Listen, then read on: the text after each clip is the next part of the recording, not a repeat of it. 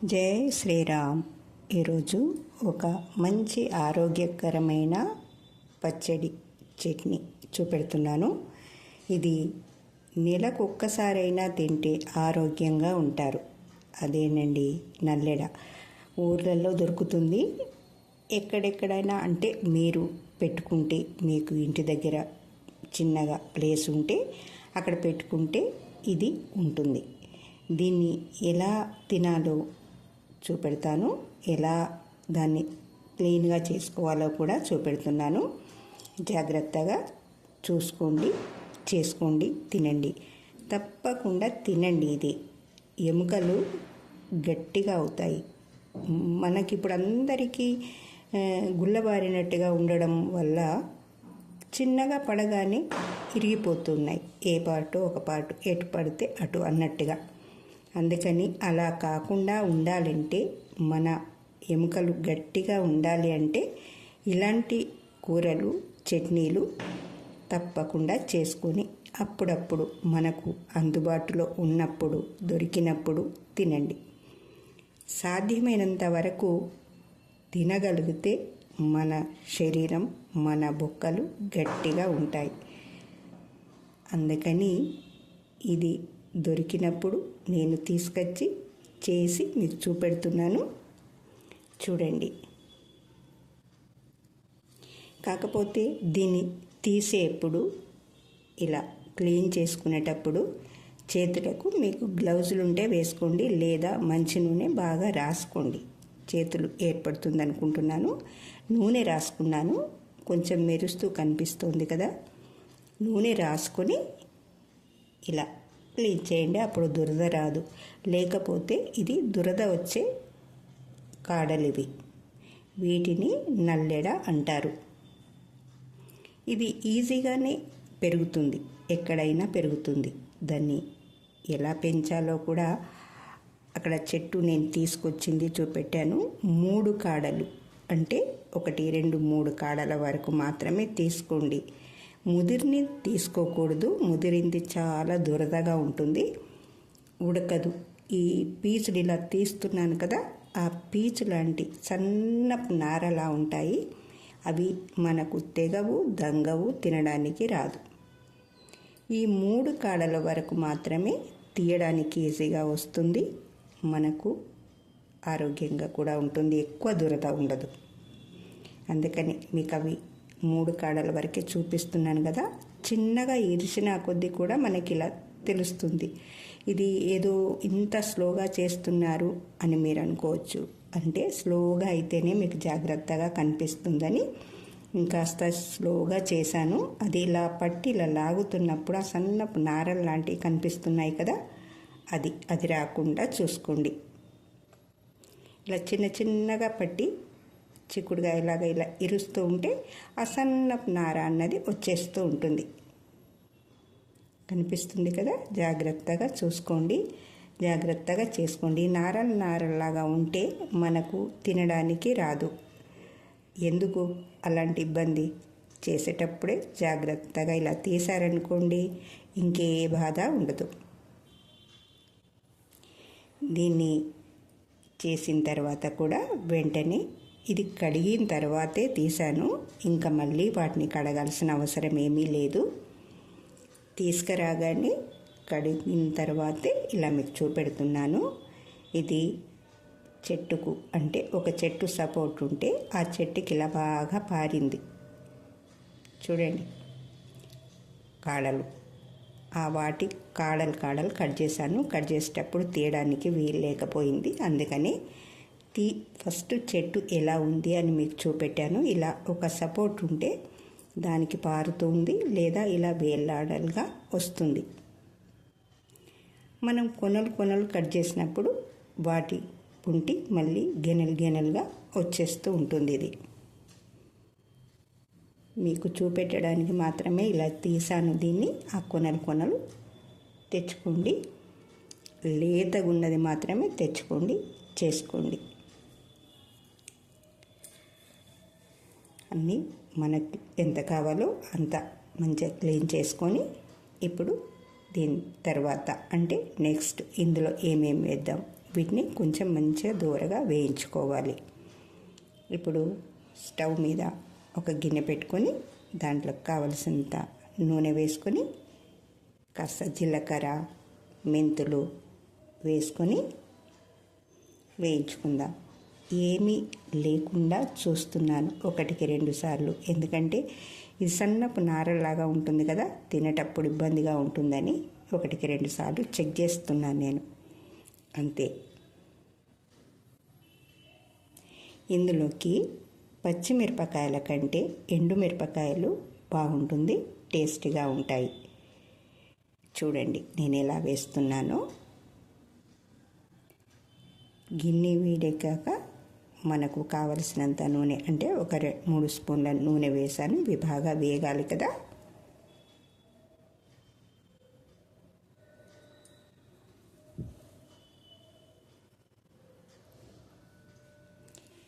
నూనె కాస్త వేడెక్కిన తర్వాత జీలకర్ర, మెంతులు వేసుకోండి.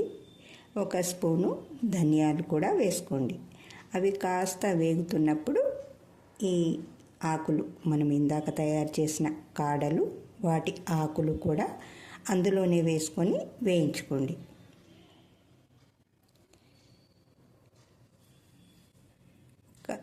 ఒక 5-6-10 అంటే మనకు ఎంత చట్నీ చేస్తున్నామో దాన్ని బట్టి అన్ని మెంతులు వేసుకోండి. మెంతులు మనకి ఆరోగ్యానికి ఎంతో మంచివి. ధనియాలు కానీ, మెంతులు కానీ, జీలకర్ర కానీ, ఇవన్నీ వంటింట్లో పెట్టిన వస్తువులన్నీ కూడా మన ఆరోగ్యం కోసం మన పూర్వీకులు ఇలా, వీటి తర్వాత ఇవి వేస్తే, ఇలాంటి వాటిల్లో ఈ మెంతులు లాంటివి వేస్తే ఆరోగ్యానికి మంచిదని, ఇప్పుడు వస్తున్నట్టు షుగర్ లాంటి బీమార్లు రావని అప్పటి వాళ్ళు పచ్చళ్ళల్లో మెంతులు వేయడం నేర్పించారు, చెప్పారు, చేసి చూపెట్టారు. అలాగే అమ్మ ఇలాగే చేసింది కదా, మనం ఇలాగే చెయ్యాలి కదా అని మనం అలాగే చేస్తూ ఉంటాం. అందులో భాగమే అమ్మ ఇలా చేసేది, అందుకే అలాగే చేస్తున్నాను. ఇవి దోరగా వేగుతున్నాయి. అది కరివేపాకు కూడా కాస్త వేసాను, అంటే కాస్త తడి ఆరిపోయినట్టుగా ఉంది, పచ్చిగా కనిపించట్లేదు కదా మీకు, అందుకు అంటే ఆరబెట్టాను, తడి ఆరిపోయిన కరివేపాకు అది. ఇవన్నీ దోరగా వేయించుకుందాం, అంటే ఆ పచ్చితనం అంతా పోయేంత వరకు వేయించుకోవాలి. ఫ్రెండ్స్ అందరూ బాగున్నారు కదా, ఆరోగ్యంగా ఉన్నారు కదా, నా వీడియోలు చూస్తున్నారు కదా, ఎలా ఉన్నాయి, మీకు అందరికీ నచ్చుతున్నాయి కదా, మీ ఫ్రెండ్స్కి షేర్ చేస్తున్నారు కదా. నన్ను సబ్స్క్రైబ్ చేసుకున్నందుకు, నా వీడియోలు చూస్తున్నందుకు, మీ ఫ్రెండ్స్కు షేర్ చేస్తున్నందుకు థ్యాంక్ యూ. ఇలా ఆరోగ్యకరమైన ఏవైనా నాకు అందుబాటులో కనిపించినప్పుడు వాటిని తీసుకొచ్చి చేసి మీకు చూపెడతాను. మీకు ఇంకేమైనా కావాలనుకుంటే నాకు కామెంట్ చేయండి, నాకు సాధ్యమైనంత వరకు చూపెట్టడానికి ప్రయత్నం చేస్తాను. ఇది మాత్రం బాగా జాగ్రత్తగా పూర్తిగా వేగనివ్వండి, పచ్చిగా ఉండకూడదు. పచ్చిగా ఉందనుకోండి దురదొస్తుంది, తిన్న తర్వాత కూడా కడుపులో దురదలా ఉంటుంది. అందుకని బాగా వేగనివ్వండి. వేగితే ఏమీ అవ్వదు, అప్పుడు ఎంత తిన్నా ఏం కాదు, బాగుంటుంది, తినడానికి కూడా టేస్టీగా ఉంటుంది. దీంట్లోకి ఒక 10 గల్ల, అంటే మనం ఇప్పుడు ఎక్కువే ఉన్నాయి కదా ముక్కలు, అందుకే ఒక 10 ఎండుమిరపకాయలు ఇవి కూడా వేసి, కాస్త ఎక్కువ వేగాల్సిన అవసరం లేదు కదా ఎండుమిర్చి, అందుకే లాస్ట్లో వేసాను. ఒక్కసారి నూనెలో అటు ఇటు అంటే సరిపోతుంది వాటికి, అందుకని.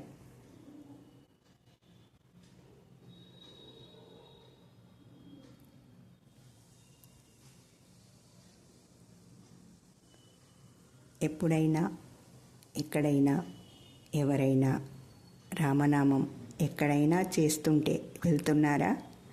మీరు చేస్తున్నారా? అనుక్షణం రామనామం చెయ్యండి అని చెప్తూ ఉంటాను కదా, నేను చేస్తూ ఉంటాను. ఆ పరమాత్ముని నామమే మనకు శ్రీరామ రక్ష అంటారు. మనం ఎప్పుడైనా ఎక్కడైనా పడ్డా ఎవరన్నా ఏమన్నా రామరామ అనుకోండి, ఏ బాధ ఉండదు. ఎందుకంటే ఆ రాముడు పక్కన ఉండేది హనుమంతుడు మనకి ఎలాంటి ఇబ్బందిని కలిగించడు. అందుకే ఎప్పుడు రామరామ అనుకుంటూ ఉండండి అని మన పెద్దవాళ్ళు చెప్పారు.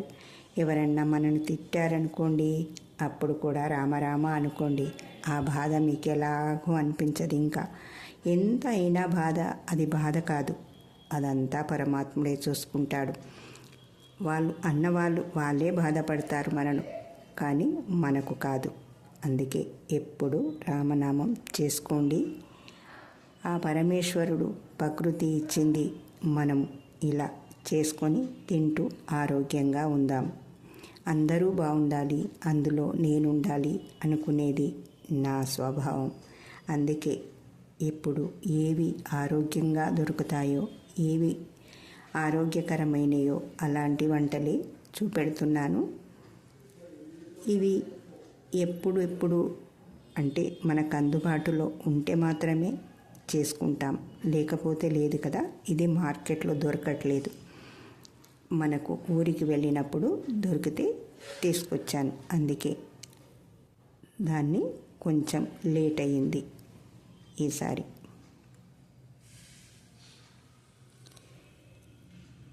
ఇప్పుడు ఇవన్నీ బాగా వేగిన తర్వాత చింతపండు ఇందులోకి ఇంకా వేయలేదు మనం, కాస్త పులుపు ఉంటేనే బాగుంటుంది.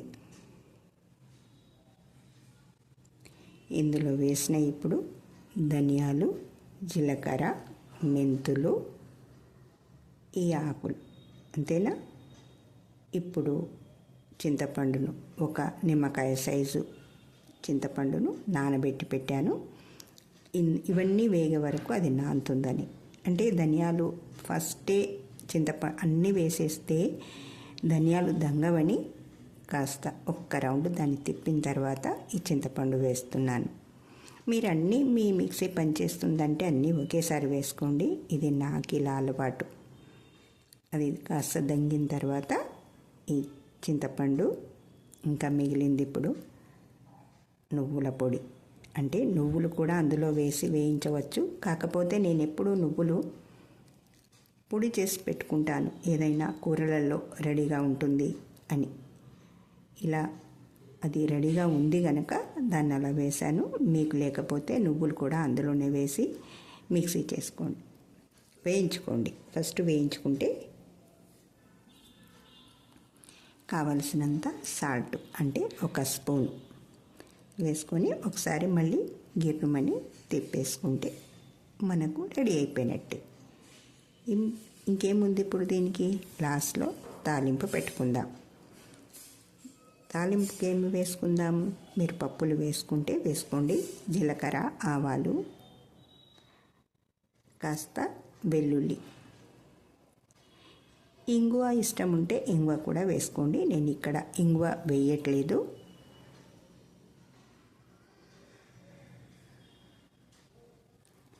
జీలకర్ర, ఆవాలు మాత్రమే వేశాను.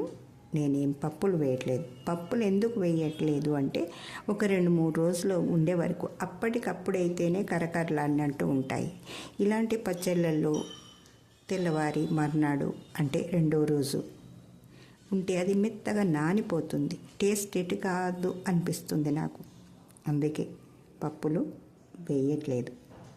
మీకు కావాలంటే మీరు వేసుకోండి.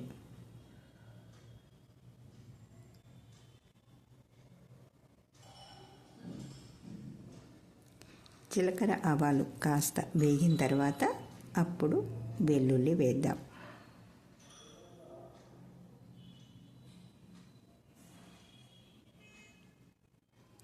వెల్లుల్లి కూడా పచ్చిగా ఉండకూడదు, కాస్త కలర్ రావాలి, కాస్త వేగితేనే దాని టేస్ట్.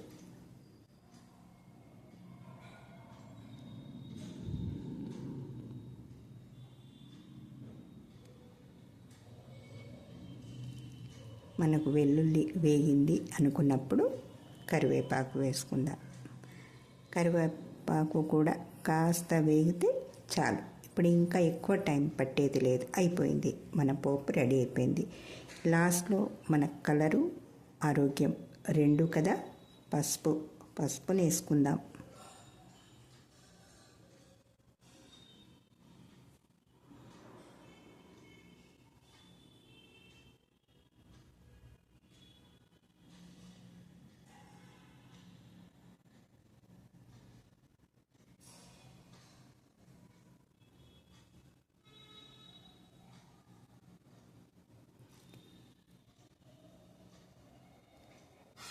స్టవ్ కట్టేసిన తర్వాతనే పసుపు వేస్తున్నాను.